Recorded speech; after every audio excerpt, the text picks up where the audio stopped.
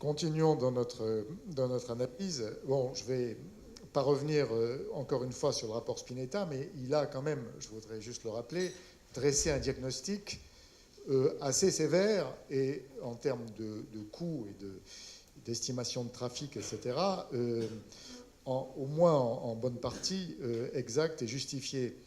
Alors, le COI, de son côté, le Comité d'orientation des infrastructures, que je recite, suggérait de réinterroger, je cite, l'usage des voies faiblement fréquentées, dont certaines pourraient être transformées, disait le COI, en sites propres des nouvelles mobilités.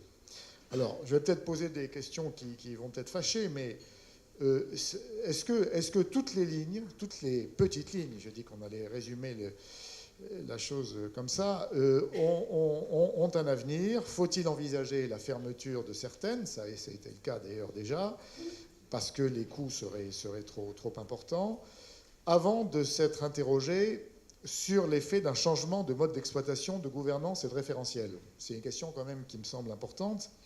Et dans le cas où des alternatives routières ont été mises en place, ou pourraient être mises en place, qu'est-ce qu'on peut en attendre? Quel premier bilan peut-on faire de celles qui ont été mises en place? Et qu'est-ce qu'on peut espérer de projets de cette nature? Monsieur le préfet, est-ce que vous êtes ouvert à ces évolutions? J'ai été un des modestes membres du COI sous l'autorité bienveillante et compétente de Philippe Duron, donc j'assume totalement les conclusions qu'il a présentées à la ministre et au gouvernement, vous en doutez bien. Je pense que cette question renvoie à ce qui vient d'être rappelé, la nécessité d'avoir une vision large, de créer de la confiance. Aujourd'hui, il n'y a pas de confiance, hein, je partage le diagnostic de Michel Legnaud, et de réfléchir d'abord à partir des usages. Quel est le service qu'on veut mettre en place? Et en fonction de considérations locales qui varient bien évidemment d'un territoire à l'autre. C'est cette première question qu'il faut mettre sur la table avant de partir sur la symbolique de l'investissement le plus important possible. Deuxième élément, dans le contexte actuel, on voit bien que monte l'idée que dans un certain nombre de systèmes de type routier, mais respectueux de l'environnement et autonome. Je prends les deux éléments. Le NEC plus Ultra, c'est la navette autonome qui va vous transporter avec l'électricité propre, bien évidemment, décarbonée et tout. Alors, il faudra régler les questions d'équilibrage du réseau ou autres sujets un peu techniques de ce type-là. Elle va vous transporter à 80 ou 100 km à l'heure, voire plus. J'ai vu des propositions sur Paris-Le Havre à des vitesses qui défient les ambitions des ingénieurs de SNCF Réseau les plus avant-gardistes avec ce type de navette. Donc cette question-là, cette hypothèse-là est dans tous les esprits. Et c'est comme il faut effectivement regarder. Dans les quelques régions avec lesquelles j'ai déjà discuté, j'ai discuté avec 4 régions sur les 12 de France continentale. L'une d'entre elles, que je ne citerai pas, m'a pour 2 lignes, qui sont d'ailleurs pas des lignes de zone rurale, m'a dit il faut qu'on réfléchisse peut-être à autre chose que du train, parce que ça n'est pas nécessairement la bonne solution. On a une plateforme, on est dans de l'urbain, du périurbain. Peut-on faire autrement pour économiser un peu d'argent et réutiliser une plateforme qui est un bien rare dans cet environnement, qu'on n'a pas relancé une procédure de DUP, exproprier, acheter du foncier, etc., pour transformer l'offre. Il y a déjà quelques cas, et c'est l'esprit, toute chose légale d'ailleurs, des tram-trains depuis Tannes jusqu'à Mulhouse, ou depuis Châteaubriand jusqu'à Rennes, jusqu'à Nantes. C'est ce qui, Châteaubriand-Rennes, elle est en mauvais état. C'est une 879 qui n'est pas en bon état. Donc il faut regarder ce type de solution de façon ouverte, sachant qu'il n'y aura pas une réponse uniforme là non plus.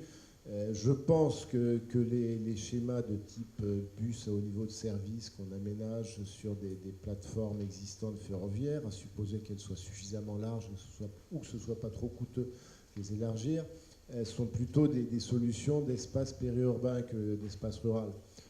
Dans une zone rurale, il faut toujours se poser la question en fonction du relief, notamment, en fonction de la distance temps sur la voie ferrée et sur la route qui n'est jamais très très loin, quelle est la meilleure des solutions si on abandonne le mode lourd?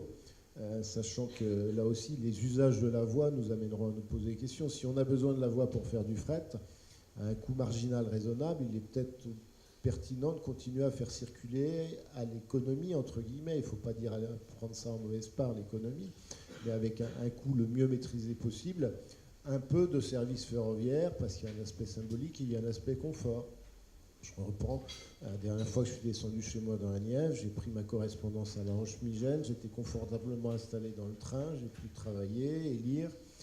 Jusqu'à chez moi, j'étais mieux que dans un car, objectivement. Oui, il était chargé, mon portable. Mais je dis ça parce que c'est une illustration parmi d'autres. Hein. Mais avoir une liaison quotidienne par jour est quelque chose qui permet de faire des allers-retours dans des conditions plus confortables que dans un autocar, même si les autocars se sont améliorés. Donc il y a vraiment une approche spécifique. Il n'y aura pas une solution uniforme à travers tout le territoire national. Il faut se garder de solutions uniformes, sachant que on peut ouvrir le jeu au-delà des réutilisations qui ont pu être faites aujourd'hui de plateformes ferroviaires qui sont essentiellement centrées, et ça peut être tout à fait pertinent, sur des modes de mobilité doux, par exemple des véloroutes. Il y a un certain nombre de réussites évidentes de ce type-là. Donc réfléchir à la destination de l'infrastructure en fonction du service et d'un contexte géographique qui est différent à chaque fois.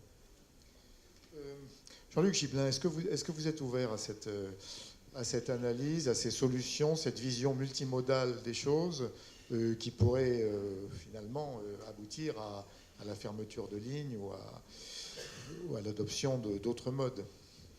Alors, est-ce qu'on est favorable à la dimension intermodalité? Bien entendu, et ce n'est pas un slogan, c'est une réalité. Nous mettons en place actuellement, dans chacun des 13 départements de la région, un comité départemental des mobilités, à l'échelle de chaque département, dans lesquels on propose qu'il y ait les transporteurs ferrés et routiers, les usagers et les élus, pour justement faire émerger les besoins et proposer des propositions de réponse à ces besoins. Donc nous ne sommes évidemment pas dans une position univoque, ni dans une attitude qui consisterait à dire qu'il n'y aurait qu'un seul type de transport possible à l'échelle de la région. Ce n'est pas du tout notre façon de penser.